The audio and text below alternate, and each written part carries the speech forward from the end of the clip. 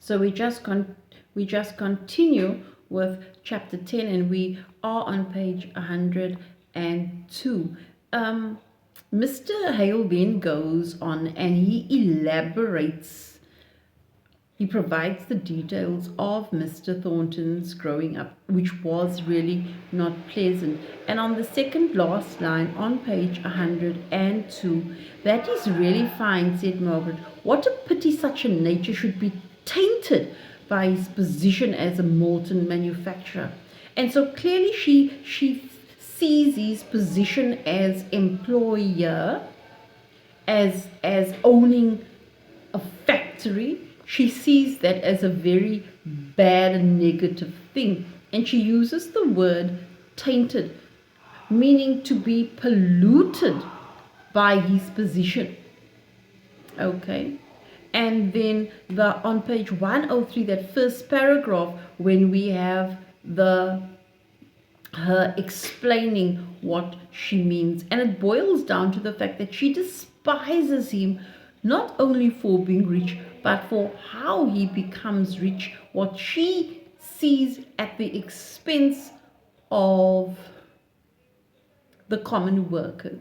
But if we really think about it, does the employer not provide an income for the employee? So to me, I see it almost as a balance. It's mutualism, isn't it? The one can't do with the other. And how would society operate if the worker was earning as much as the work giver? It doesn't make sense. So in line 16, Papa, I do think Mr. Thornton a very remarkable man, but personally, I don't like him at all. So I think their relationship is one that is very tempestuous.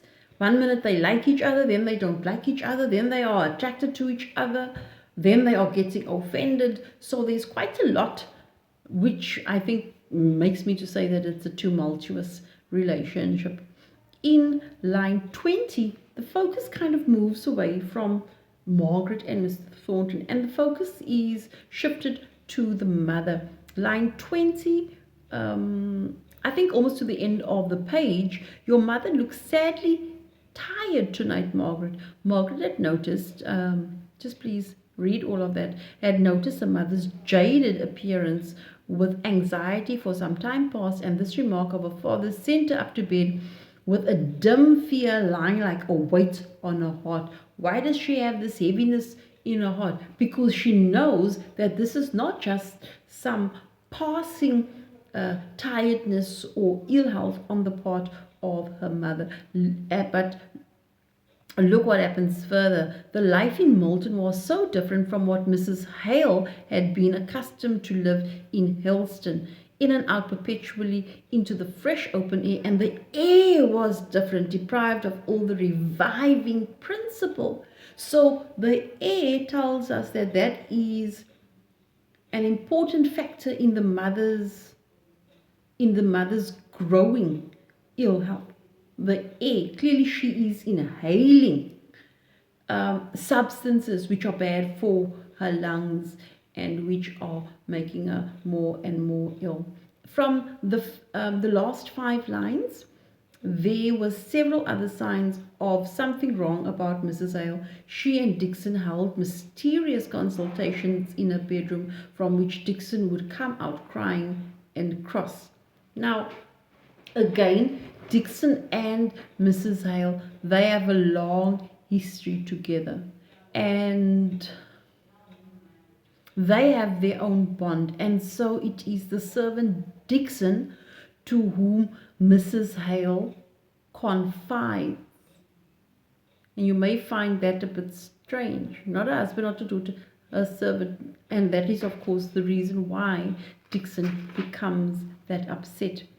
From line 5 to line 9 on page 104, Margaret yearned to reunite the bond of intimate confidence which had been broken by a long residence at her Aunt Shaw's, and strove by gentle caresses and softened words to creep into the warmest place in a mother's heart.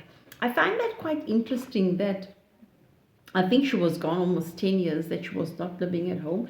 And in that time, she and her mother had become estranged. And now the child has got to work at reconnecting with the mother. I don't see the mother at this point reaching out to the child, which is just very, very strange. And then the last paragraph on the page, from line 9, line 6, from the bottom up, and line 2, I want you to take note of that. So from line 9, I'm better in not being torn to pieces by coughing, O nights, but I'm weary and tired, O Morton. Yes. And longing to get away to the land, O Beulah, when I think I'm farther and farther off, my heart sinks, and I'm no better, I'm worse.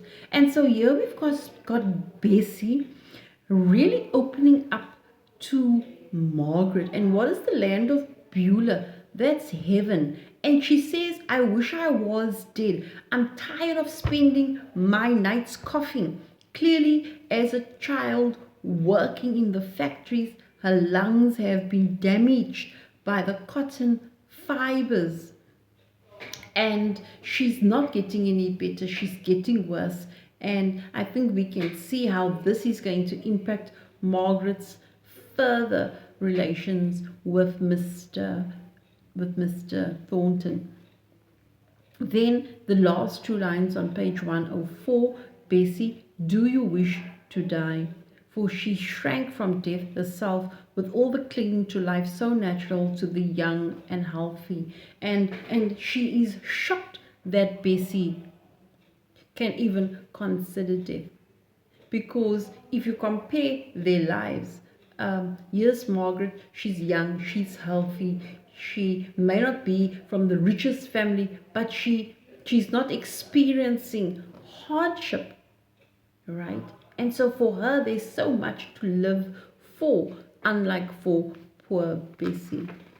Okay, on page 106 from lines 11 to 16, Bessie says, do you think such a life as this is worth caring for? And she sums up there the poverty, the ill health, the home, which is so basic in its contents. There's nothing luxurious or comfortable about the home. And she says, do you think that such a life is worth caring for? And then Margaret says in line 14, they shall hunger no more, neither thirst any more, neither shall the sun light on them, nor any heat. And so Margaret tries to offer spiritual comfort to her. And I find it very interesting that when someone is hungry and thirsty, or someone is enslaved, or someone is just in a really bad situation, here you come and you're offering spiritual comfort instead of meeting the physical needs of that person. If we look at Maslow's hierarchy of needs, it is only when our basic needs are met that we can work our way up to self-actualization. We need food, we need clothing, we need shelter, we need warmth. Those are our basic sustenance. Those are our basic needs. The second last paragraph is when Mr. Higgins comes in on the scene, and he is quite angry to hear what Margaret is saying to his daughter. I think he's very much a realist. He's not impressed by any kind of religious comfort, and like many poor people, he has become quite cold and atheistic towards God in that second last paragraph. And then on page 107, we have Bessie saying, in turn trying to comfort Margaret not to be too bothered about by the father, because her father's views are the views of many other working class men who find themselves in the same position. Then on page 108, she's now back home again, and there is this bit of shocking news that is awaiting her, and it is 8 lines from the bottom of the page, 9 lines from the bottom of the page. My paragon pupil, as Margaret calls him, has told me that his mother intends to call on Mrs. and Miss Hale tomorrow. And here is the bombshell, the bomb being dropped, that Mr. Thornton's mother is coming to visit. And of course, the reactions are very shocked. Now just look at the last 3 lines of page 108. This is Mrs. Hale speaking. I shall like to see her. She must be an uncommon person, her mother added. Perhaps she may have a relation who might suit us and be glad of our place. She sounded to be such a careful, economic person that I should like anyone out of the same family. And so while the mother is not looking forward to meeting Mrs. Thornton and her son are here, she's hoping that she might have someone in the family, social status, who might suit us. Okay, and so the mother constantly confirms in the novel that the mother is a snob. She is very much conscious of social status. And then in the last 4 lines on page 109, my dear, said Mr. Hale, alarmed, pray do not go off on that idea. I fancy Mrs. Thornton is as haughty and proud in a way as our little Margaret is in hers, and that she completely ignores that old time of trial and poverty and economy of which she speaks so openly.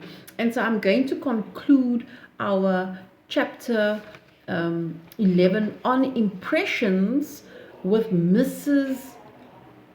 actually foreshadowing and a bit of a warning to the Hales that Mr. Thornton's mother, she's not to be messed with. She does